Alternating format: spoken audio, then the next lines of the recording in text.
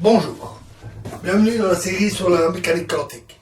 La mécanique quantique relationnelle est une interprétation qui est basée sur l'idée qu'il n'existe pas d'état absolu, pas de valeur absolue, de grandeur absolue, mais uniquement des relations entre un système et un observateur.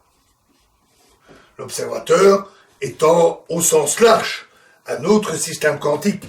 L'observateur peut être une particule, une simple particule, ou quelque chose de plus complexe comme une ampoule qui s'allume et allumée ou éteinte, une LED par exemple, ou un appareil de mesure, ou un être humain. Donc tout système. Et dans cette interprétation, la mécanique quantique est considérée comme complète, une description complète du monde et de son fonctionnement, et par conséquent, ces relations entre systèmes, l'ensemble de ces relations, le réseau de relations entre tous les systèmes constitue tout ce qu'il y a à savoir sur le monde.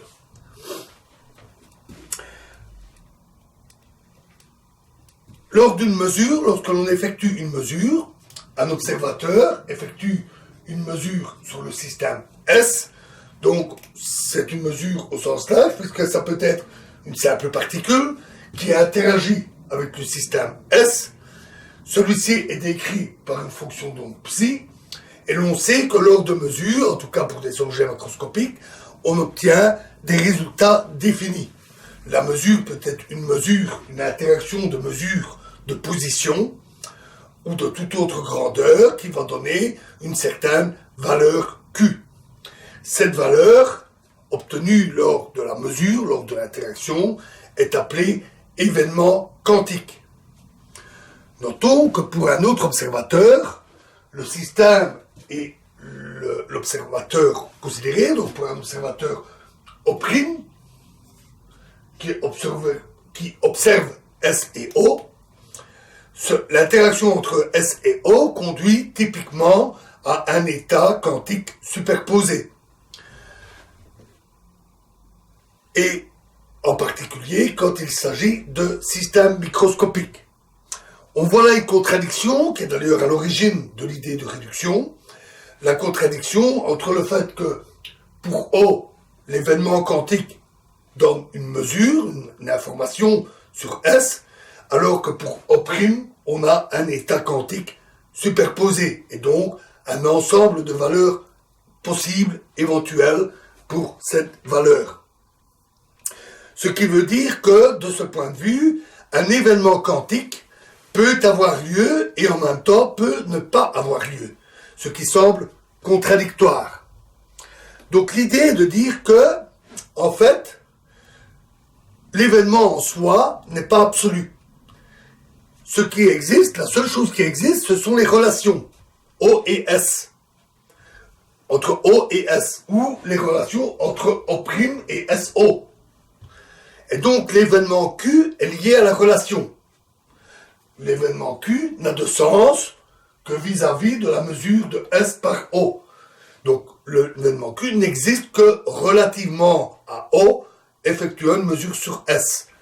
Et il n'a pas de valeur, l'événement quantique n'existe pas pour O'. En quelque sorte, les événements quantiques liés aux mesures, aux interactions, sont indicés, donc ils ont un indice relié à la relation correspondante. Et toute obtention de valeur, de résultat, se fait par des interactions physiques. D'ailleurs, n'oublions pas, et d'ailleurs notons que beaucoup d'erreurs de raisonnement en mécanique quantique, je l'ai souvent vu moi-même dans des discussions, résultent du fait que on est en quelque sorte, nous physiciens, un deus ex machina. Nous avons une vue globale, externe au système, et nous décidons par notre logique propre de certaines choses. Nous voyons l'ensemble. Mais dans le monde physique réel, cela ne se passe pas comme ça, il n'y a que ces événements d'interaction, et les valeurs, et les relations, et les valeurs qui leur sont associées. On doit toujours bien avoir cela en tête, lorsque l'on réfléchit à des systèmes quantiques. Les mesures, ce sont aussi des corrélations entre systèmes. Donc les événements correspondent à des corrélations entre systèmes, à savoir que après obtention de l'information, l'observateur a une information, connaît la valeur de la propriété qu'il a mesurée, il a la valeur de Q. Il y a donc une corrélation entre l'état de S, qui manifeste cette valeur, une position précise pour une particule par exemple, et O, qui possède cette information. Les deux sont donc corrélés. Les événements quantiques sont donc des corrélations entre systèmes. Et un aspect clé de cette théorie, de cette interprétation, c'est qu'il existe un théorème du Hamerman qui montre que l'ensemble de toutes les corrélations entre systèmes contient tout ce qu'il y a à savoir en mécanique quantique. Donc on peut reconstruire l'espace de Hilbert complet à partir uniquement de toutes ces corrélations entre systèmes. Inversement, si on considère les valeurs Q mesurées, si on les considérait comme absolues, c'est-à-dire vraies pour O, mais aussi pour tout autre observateur, on aurait un problème, parce que là, ce sont les théorèmes d'impossibilité qui disent, donc le théorème de Bell, le théorème de Schoenstecker, etc., qui disent que, d'une manière, en général, il n'est pas possible, dans l'absolu, ben, pas en général, il est toujours impossible avec la mécanique quantique, d'associer des valeurs absolues aux états des systèmes, tels que Q. Et le théorème de Schoenstecker dit que ce n'est que justement, c'est contextuel, c'est-à-dire relatif à une certaine mesure. Un autre aspect clé de cette interprétation, qui empêche l'existence de grandeur absolue, c'est qu'il est impossible d'effectuer une automesure complète. C'est-à-dire, pour un système, de se mesurer soi-même et d'avoir de lui-même toute l'information qu'il est possible d'avoir. C'est impossible. Et c'est évidemment un aspect clé, parce que si c'était possible, on aurait alors des valeurs absolues aux différentes grandeurs, aux paramètres, aux événements quantiques. La valeur de Q serait une valeur intrinsèque au système. Mais le système ne peut pas s'auto-connaître. Ce résultat a été monté par plusieurs auteurs, comme Della Chiara et d'autres, qui ont montré, en utilisant la mécanique quantique, la logique quantique, mais aussi d'une manière plus générale, par des raisonnements plus généraux, que c'était impossible. Et en fait, c'est assez évident. Considérons que moi, en tant que système, je possède un état possible, un grand N états possibles. Ça peut être, par exemple, mes états quantiques possibles de toutes mes particules qui me composent. Si je prends un autre système, ce marqueur, par exemple, l'ensemble complet contiendra plus d'états. Moi plus le marqueur. Et si je veux connaître toute l'information et l'enregistrer, j'aurai alors besoin de plus qu'un état quantique. J'ai plus d'informations à stocker que je ne peux en avoir. Et on peut prouver cette impossibilité, parce que ici j'ai rajouté le marqueur à mon système que je veux connaître, mais on peut le montrer de manière assez générale, même fort générale, que l'autoconnaissance complète est impossible, est logiquement impossible. La mécanique quantique relationnelle existe sur plusieurs versions. Plusieurs auteurs s'y sont attaqués, notamment Rovelli, bien sûr, qui est le champion de cette interprétation, aussi Lodissa et d'autres auteurs. En général, les différentes versions, quand elles sont suffisamment précises, quand ce n'est pas juste une exposition générale, un peu comme ici, diffèrent seulement sur certains aspects, par exemple sur le découpage entre systèmes, ce que l'on considère comme système, S, O, S plus O, etc. C'est donc une question de représentation des systèmes. Ou alors, sur base des outils, certains auteurs utilisent des outils formels tels que les sigma-algèbres ou des choses de ce genre. Ce n'est que des outils mathématiques pour l'étude, mais ces études sont proches ou identiques et peuvent se déduire les unes des autres.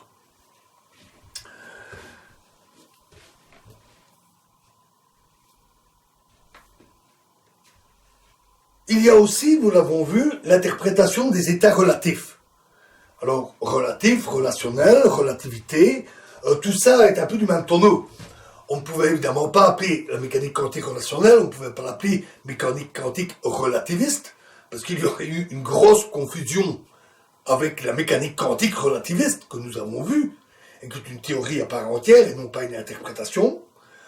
Et on ne pouvait pas non plus l'appeler mécanique quantique des états relatifs, puisque celle-ci existe déjà. L'interprétation des états relatifs existe. Mais les deux sont proches. Les états relatifs, à la Everett, l'état d'un système n'a de valeur que relativement à l'état d'un autre système. Si ce n'est qu'ici, en relationnel, ce n'est pas l'état des systèmes qui est considéré, mais le système lui-même. L'information est relationnelle par rapport à un système lui-même, indépendamment de son état qui peut changer. Et dans un état relatif, il n'y a pas de réduction, on a l'état complet, alors que dans la mécanique quantique relationnelle, ce qu'on a, ce sont les événements quantiques comme le résultat d'une mesure d'une position. Ça ne diffère que sur ce point. C'est donc très proche. Mais ces différences sont capitales. Ça fait de la mécanique quantique relationnelle une interprétation en soi, entièrement. Ici, nous allons nous concentrer sur la mécanique quantique relationnelle telle qu'elle a été présentée par Rovelli. Pour plusieurs raisons. D'abord parce qu'elle est assez complète, elle est très précise, il a été loin dans cette analyse, essentiellement à cause des besoins en gravité quantique, où ce genre d'interprétation trouve toute son utilité, et aussi parce qu'elle est assez populaire. C'est la mieux connue des versions.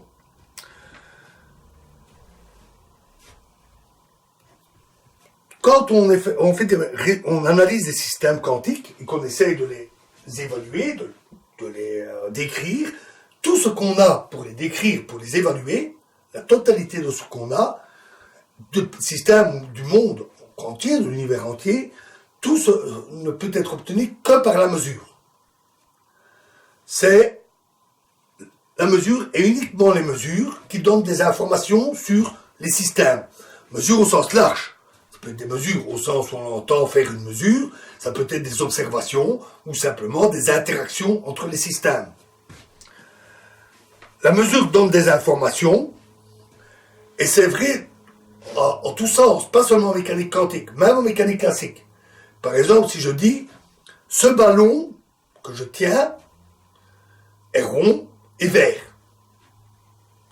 Je le sais, non pas parce que je connais la nature intrinsèque de l'objet, le ballon, mais parce que j'obtiens des informations sur lui, par les informations tactiles de mes doigts, qui me permettent de sentir la texture de l'objet, sentir qu'il est rond, et par la vue, qui me montre sa couleur, il est vert. En fait, des ondes électromagnétiques qui vont interagir avec les molécules de rhodopsine, de rétine, etc. C'est donc des mesures, des interactions qui me donnent des informations sur cet objet. Ce n'est pas l'objet lui-même en soi que je perçois, mais seulement les interactions, les résultats. Donc tout se fait à travers ça. Une mesure, c'est aussi une corrélation. Nous avons déjà vu ce genre de schéma. S, par exemple, peut avoir les états S1, S2, pour faire simple, deux états possibles. Et O peut avoir un état, on va dire, initial O0. Et après interaction, il peut prendre l'état O1 qui reflète l'état S1 et O2 qui reflète l'état S2. L'état de O et de S ne sont donc corrélés.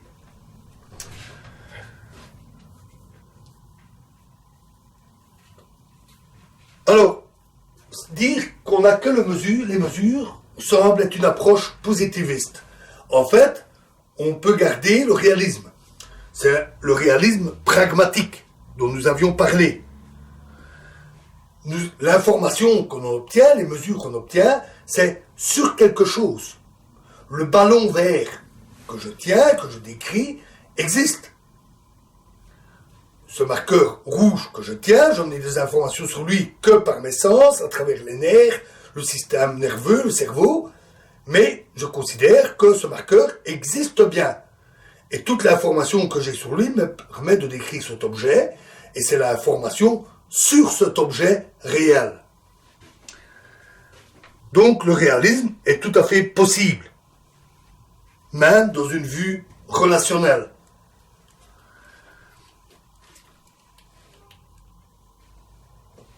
Et ces informations, l'ensemble de ces informations, donne donc une description complète, le plus qu'on peut avoir, sur cette réalité. Quelques mots sur cette information, parce que j'ai beaucoup cité le mot information.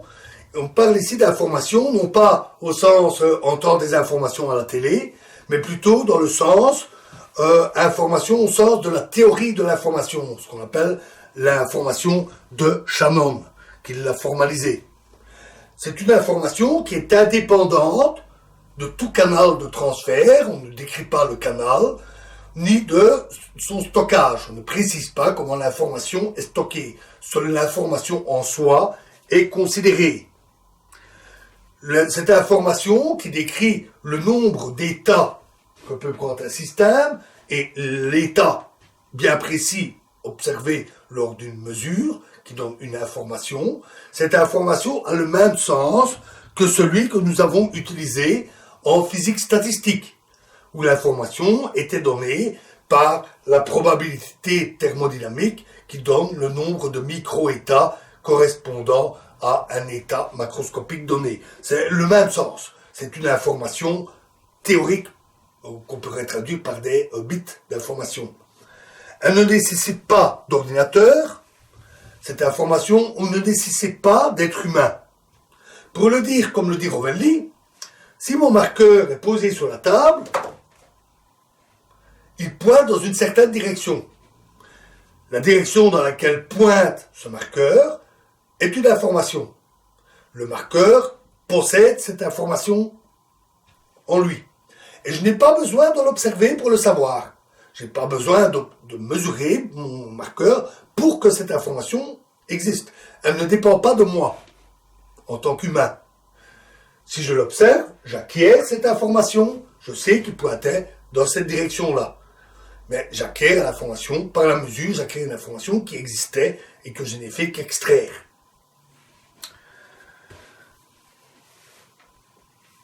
Reprenons, pour reprendre cet exemple, si O effectue une mesure et trouve que l'état est S1, il prend l'état O1, il distingue donc l'état du système mesuré entre deux états possibles. Il obtient donc un bit d'information. Non, c'est un cas simple. Le nombre d'informations est en général beaucoup plus élevé, surtout dans un marqueur ou dans un humain. Et là, c'est en hexabytes ou en plus encore que la quantité d'informations qui existe. Cette idée de décrire tout à travers les informations est un outil puissant, parce que c'est une notion très simple à manipuler, pour lequel il existe en plus des outils très puissants. En plus, ce concept d'information théorique, d'information à la Shannon, est un concept qui est commun à la fois à la mécanique quantique et à la physique classique. Or, comme nous l'avons dit, nous ne voulons pas imposer au système quantique des concepts qui leur sont étrangers, des concepts classiques. Nous voulons des concepts adaptés à la description. C'est le cas de l'information. C'est donc un outil important. Top, la suite, c'est quelque chose qu'il faut toujours avoir à l'esprit. Nous emploierons parfois, le langage humain étant assez versatile, des expressions comme la valeur de, ou avoir une connaissance sur un système. Mais c'est toujours dans le sens de cette information théorique qu'il faudra le penser, et pas nécessairement dans une connaissance humaine. Une particule qui en heurte une autre, de par sa diffusion, acquiert de l'information sur l'autre particule, Elle acquiert une connaissance de l'état de la particule sans nécessairement qu'un humain enregistre cette connaissance. Il s'agit non pas d'une connaissance cérébrale, mais d'une information théorique. Pour être complet, et c'est important, il faut aussi tenir compte du concept d'information épistémique. Alors, qu'est-ce que c'est? Alors ça, nous avons eu l'information donnée qui décrit l'état d'un système par une interaction, une mesure physique. L'information épistémique est, elle, de l'information de raisonnement. Elle est déduite. Déduite de quoi? D'informations, au sens strict, obtenues par des interactions, des mesures, par la théorie, par exemple la mécanique quantique, et par des raisonnements logiques, de logique formelle, dans le sens vraiment de la logique formelle, dans le sens aristotélicien, comme tous les hommes sont mortels, Socrate est mortel, tous les hommes sont mortels, Socrate est un homme, donc Socrate est mortel. Vraiment dans ce sens-là. Dans le sens déductif. Notons que les théories elles-mêmes et les lois physiques décrites par les théories, comme la mécanique quantique, sont elles-mêmes des études d'information comme celle-là. On a effectué des expériences, on a effectué des mesures, on a formalisé le tout dans une théorie mathématique, et donc la théorie ne fait que refléter des informations physiques. Et donc l'information épistémique est une déduction à partir d'informations immédiates ou plus anciennes. L'information épistémique, bien que obtenue par raisonnement, n'a en fait pas besoin d'un être humain pour exister. Puisqu'elle est basée à partir d'informations physiques et par la logique, ça veut dire que l'information épistémique existe implicitement dans les informations existantes. Elle est contenue dans ces informations existantes comme une fonction de ces informations et des règles de la logique formelle. Voilà pour l'information épistémique. Alors, nous continuerons dans la prochaine vidéo. Il nous reste encore quelques trucs à voir, importants. Nous parlerons de l'aspect relativité de la théorie et de l'aspect des données absolues ou non. Et nous parlerons aussi de l'analyse relationnelle, comment faire une analyse relationnelle de phénomènes physiques. Et nous parlerons bien sûr de l'évaluation, de l'interprétation. Je vous remercie.